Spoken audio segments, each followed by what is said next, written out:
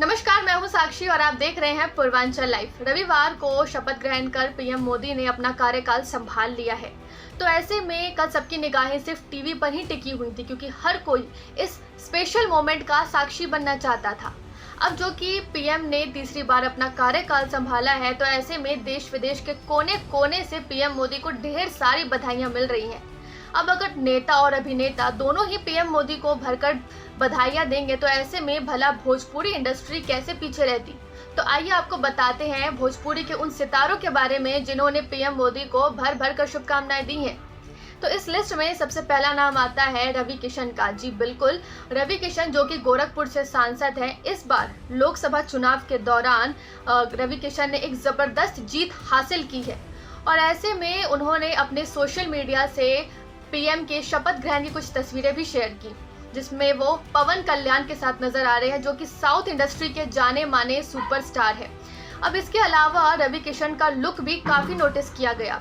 इस बार रवि किशन धोती कुर्ते वाले लुक में नजर आ रहे हैं, जो उनके लुक को थोड़ा देसी वाइब्स दे रहा है। जिसके बाद फैंस उनके इस पोस्ट पर कमेंट करते हुए नहीं थक रहे। इस लिस्ट में अगला नंबर आता है निरहुआ उर्फ दिनेश लाल यादव का। आजमगढ़ से भले ही वो चुनाव हार चुके हैं, लेकिन उन्होंने शपथ ग्रहण की कुछ तस्वीरें शेयर करते हुए पीएम मोदी को बधाई दी है।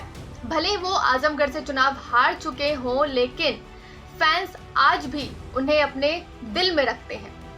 अब अगर भोजपुरी के इतने सारे नायक बधाई देने में आगे रह सकते हैं, तो भला हसीनाएं कैसे पीछे रहती। अब हम आपको बताने वाले हैं उन हसीनाओं के बारे में जिन्होंने पीएम मोदी को बधाई दी है।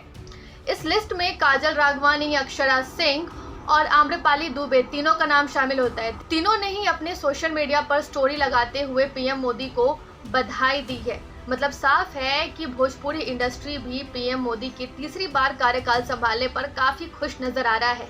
तो आपकी क्या राय है, हमें कमेंट में जरूर बताएं और चैनल को लाइक, शेयर, सब्सक्राइब करना ना भूलें।